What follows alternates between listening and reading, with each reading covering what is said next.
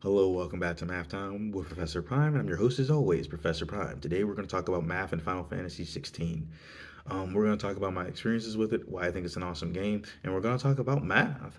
We're going to have combat be the focal point, but we'll also be talking about things like music and other elements of the game, and how everything connects. Um, and I'm going to have fun with it. I hope you do too. If you are worried about spoilers, fair enough. You can assume that there will be spoilers, and you can assume all the spoilers if you want to be extra safe and you don't want to watch it because you want to avoid spoilers. I get it. But if you don't care or you've already played the game, yes, stay around. Either way, I'm going to get into it. Um, Starting now. Let's rock. So, with Final Fantasy 16, um, I dig it. I dig it hard. For several reasons. One of the big reasons is the gameplay, but we'll get into some other things as we go along. Um, so let's start by talking about combat, and I want to use that as the jumping off point as well as the focal point for this video, and then having that branch out and connect everything else, as smoothly as I can. We'll see what happens, because you know how it goes, right? But at its core, right? The idea with combat is right, you're trying to dish out damage while trying to not take damage. And if you do take damage, you're trying to either minimize it or negate it, right? Or recover from it. Whatever the case may be, you're trying to stay in the game, right? And as you dish out that damage, as you defeat your opponents, you gain experiences. Sorry, you gain experience.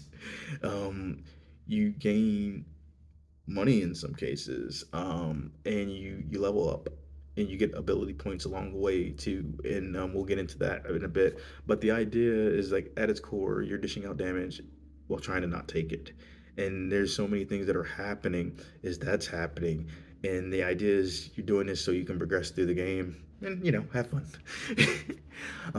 But so if we start to branch out a little bit, there's so many ways you can branch out, so I'm gonna have to be careful with that, um, just so I don't get lost and just all over the map. But so you have your melee attacks, right? Your long range attacks, your icon feats, and icon abilities. You have the ability to jump, you have the ability to roll, and like just all these things. They're math.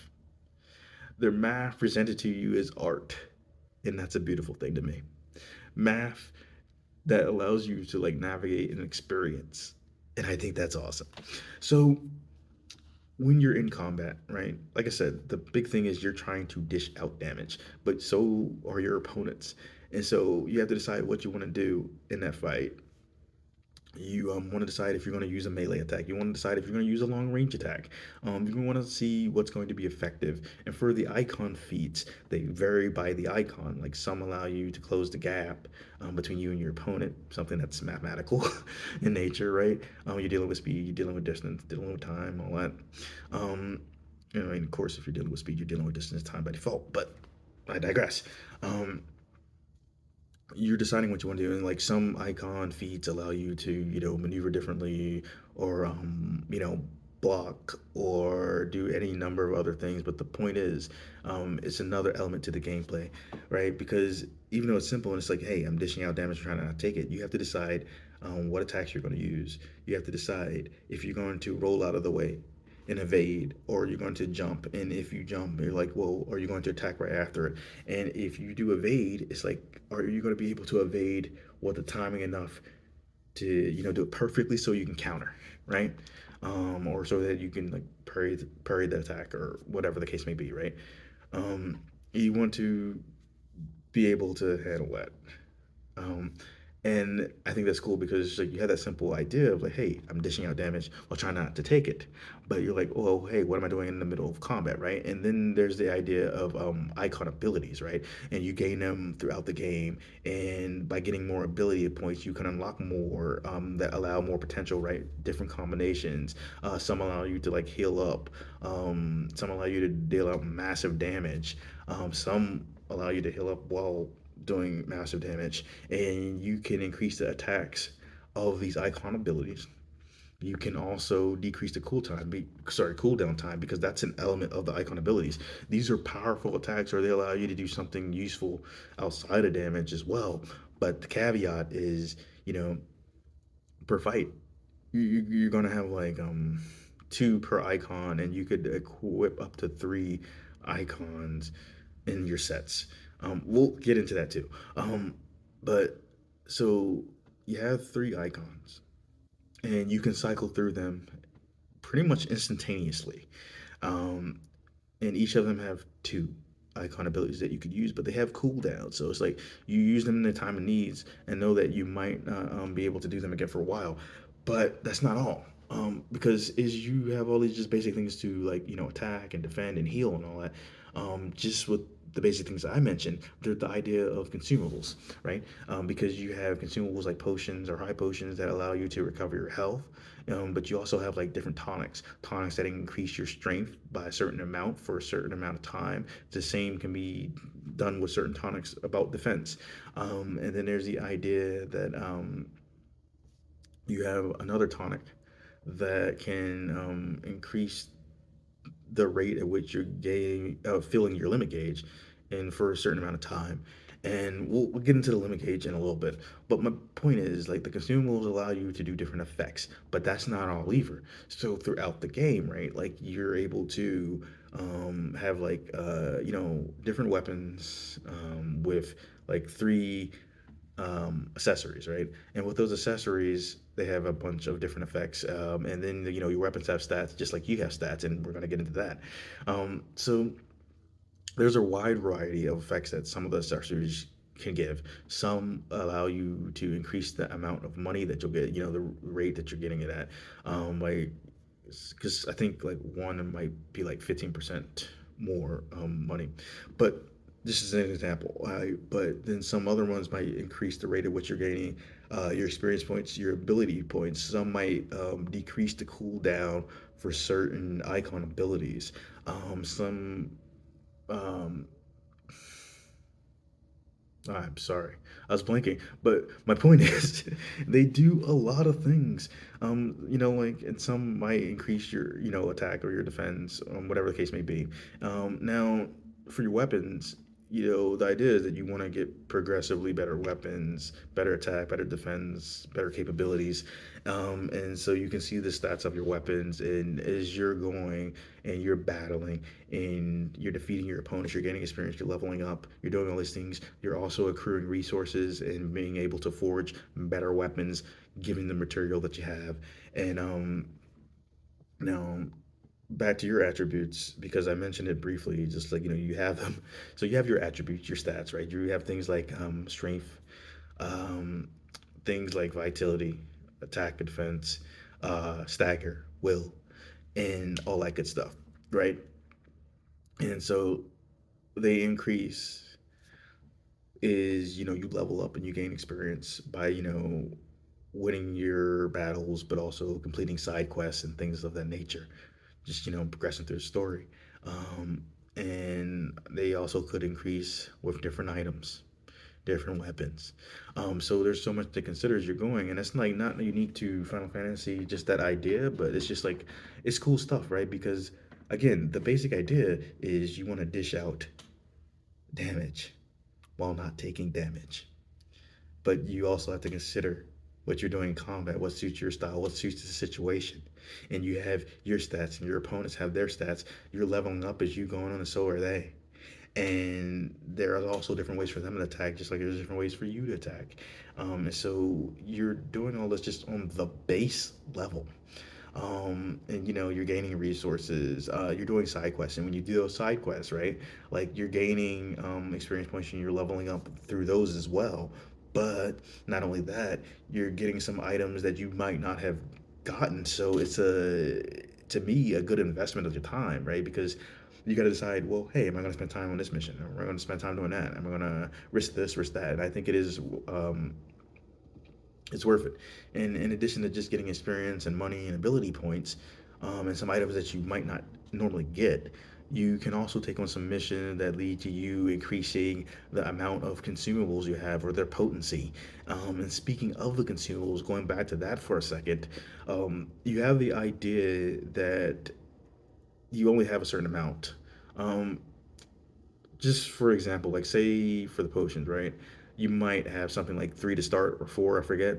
But the idea is like you can change that over the course of the game. You can increase the amount of items that you have, because it's not like it is in other Final Fantasy games where it's like, oh, well, let me buy a bunch of potions, like let me buy 99 or something like that. It's like no, you might start off with four and or sorry, like maybe three or four, and then a certain amount of high potion, certain amount of like the strength tonic and the stone skin tonic, um, and all that. But you can increase their capacity, and you could also increase their potency, how effective they are, which works out even better. So you increase your item slots, but like not only that, but the potency, and with that potency, it's like well how long they last, but also how hard they hit, right? For instance, you might have a strength tonic be like 10% or something, and then you increase the potency through, getting that in a side quest, and maybe it's like 15%. Forget the exact numbers and the way things increased, but that's the idea. And so it's like things are working together, right? Because you're doing a combat, you're doing all these things while you're doing that combat, and then you're progressing in the story as you do. And side quests, yeah, you're going off to the side, but you're getting other stuff that you might not get, as well as other character interactions that you might not get.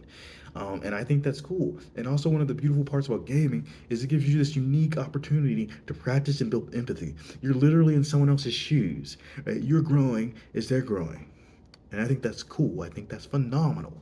Um, and yeah, so those are some things to consider. And I wanted to go back to the limit break.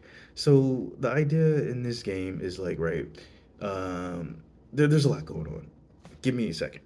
So Final Fantasy XVI is its own unique beast, but it also bears its influences, like in some ways that jump out to me.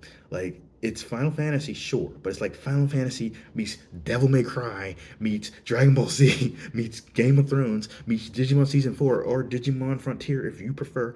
Either way, there's a lot of influences in this game, and yet it's unique.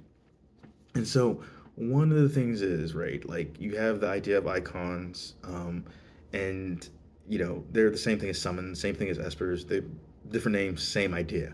And in this game, you turn into them. There's been that in another game, but I don't want to mention the game because this video isn't about that, and I don't want to spoil that. But it's like that concept isn't wholly new, but the scale and scope is, and how that also factors into the world at large. Different ways than the other game that I'm thinking of, which some of y'all probably know already. um, but yeah, so with the icons, your character Clive, he can turn into Ifrit, um, and other characters like Jill can turn into Shiva, Joshua could turn into Phoenix, Benedicta can turn into Garuda. By the way, awesome character, but we're gonna get into that in a little bit. So they can turn into icons, which you have the icon battles, which they function similarly to the smaller scale battles, but there are some differences, and it's just cool to see how that plays out.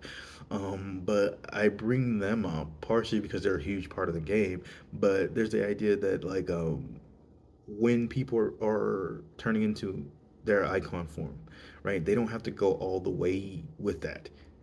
Like the idea of like going into your form is like you're priming, right? And then once you're yeah, priming. But once you are fully the icon, right, you are in that prime state. But you can remain in a semi-prime state, and that's where the limit break comes into play. It functions as a devil trigger, like Devil May Cry. It's the same diff here, right? Like you get some crazy like attack boosts, able to move faster, able to just do a bunch of crazy things, right? And the idea is like you get that in a variety of ways. The main is like from attacking your opponents. So you're building it up as you go. You can increase the amount of limit gauges that you get throughout the game, like up to four. Um, and so yeah, um, sorry, using your limit break in this game allows you to transform. It kind of reminds me of Final Fantasy VII with like Vincent. But yeah, so you get to do that, and it functions like the Devil Trigger. So you get that limited period of time where like all your stats are boosted, and you're going in. But yeah, so like with the icon fights, they're just crazy too because like the scale and scope goes up. It's like, hey, what you were doing on that smaller level, but different enough to mix it up while being large in scale and scope. So there's just a few more things I want to talk about. So while you're doing all this stuff, right? Like you're doing your combat, you're doing your side quests, you're progressing through the story, all while you're practicing resource management, right? You're building up money, you're collecting resources, and you're using that money, you're using that resources in a variety of ways. And it's just like, as you're doing that, the character's doing that. So I think that's all really cool. Now, for this next segment, I'm just going to talk about why I dig Final Fantasy 16. And if you're sticking around by this point, you would have realistically heard at the beginning that there were spoilers, but I'm just going to say it again. Spoilers ahead. So, okay, here we go. Final Fantasy 16 is an awesome game to me. Not perfect, mind you. I don't think a perfect game exists, but there are some that I'd say pretty much are that for me. But 16, it's really high up there though. So I enjoy the gameplay, partially because it's good, but also I'm a huge Devil May Cry fan. I mean, if you've seen some of my other videos, that's probably not a shock to hear that. Um, but I also enjoyed the story as well as the characters.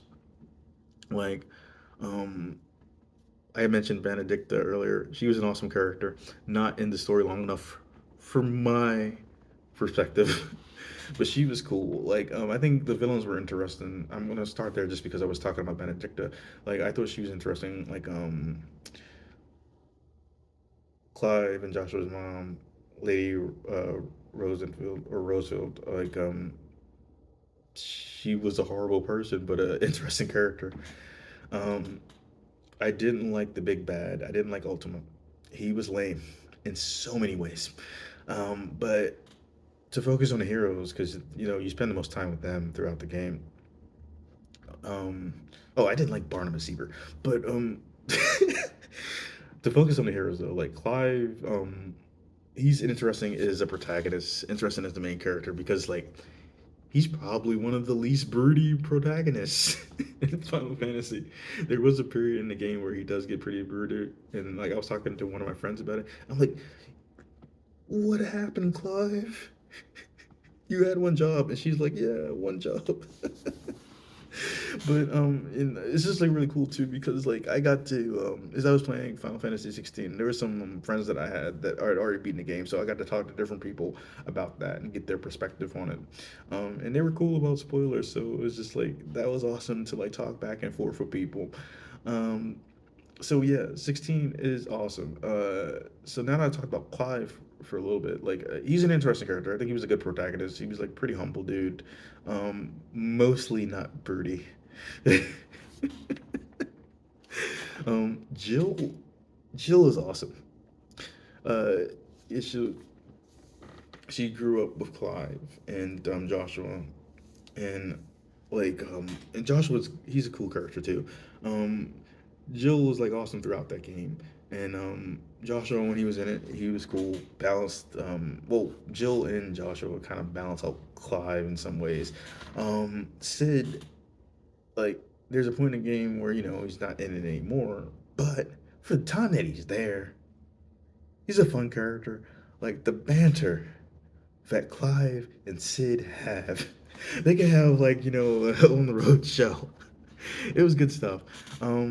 And also, Sid has a daughter named Mid, and she's in engineering. There's math and engineering and building what they're building. So it's like, there's that. Also, Mid's awesome. Um, I think like most of the like heroes were cool. Like the villains were a mixed bag because there were some that were awesome and interesting, and some that were just lame, lame. But I think the characterization overall was done pretty well. And you got to like experience, their world over the course of around 20 years and seeing how, these people that knew each other once, you get to see their journey since things went south and see, them reunite and meet new people and all come together for the same goal. And I think that's cool. I do think that in a game though, where they have one of the other things that I was thinking like Final Fantasy 16 was similar to was kind of like X-Men, and that's because of how they treat like the branded, um the fact that there is the branded. um but so I bring that up though because like one of the big things was about like oppression and discrimination and them not liking the branded, and there's some things about like diversity in there. And I found that interesting because the game isn't horribly diverse. And if there was one point that I'll knock against it is that, especially given like the heavier topics around that, it's like I see what they were doing and why they wanted to avoid certain things, but it's like still, it's an issue. But overall, I did enjoy the game. It's just like can't help but notice some things. Just saying, right? Um, And one of the other big things, though, that I wanted to talk about is the music before we wrap this up. Because it's like music is an interesting thing, right? It's like at the end of the day, right? We have sound. And what is sound? I mean, just the very basic level vibrations going through some medium, right? And we're perceiving the results of that, right? Like when we're hearing and all that good stuff, or we might actually like feel it, you know? Because when you feel the music, sometimes you're not just like being metaphorical about that, especially if they got that bass, bass, bass. But so that's what it is at its core, right? Like sound is just like vibrations through a medium, and music is like how we typically think of that. We're more measured in how we use that sound, right? And what we create. There's structure to it. You're, and there's like math not only in what sound is, but like how that comes together with music. And what I think is really cool about that is that music can be constructed in such a way where it's like it can kind of play on your emotions. It can convey a sense of dread. It can convey joy.